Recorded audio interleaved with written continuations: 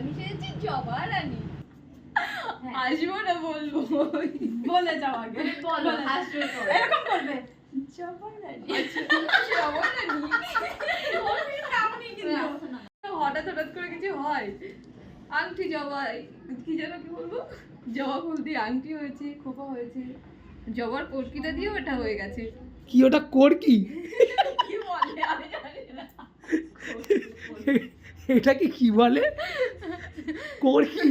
এটা তো প্রথম শুনছি। না হলে আমার আমি কিন্তু পারি না কিন্তু।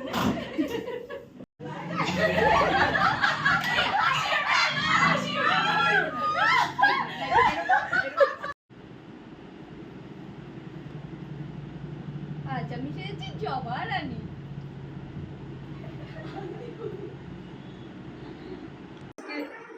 জবা রানী আমি নাম দিয়েছি এ কারণে, নববর্ষের জন্য নতুন কিছু ট্রাই করলাম, যেহেতু আমি আংটিও নিজে করেছি, তারপর টিকলি, তারপর হেয়ারটাও।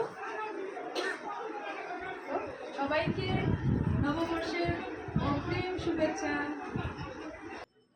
ব্যাস, তো দেখে বলো কেমন হয়েছে। আর যদি ভালো লেগে থাকে দিদির সাথে কন্ট্যাক্ট করতে পারো।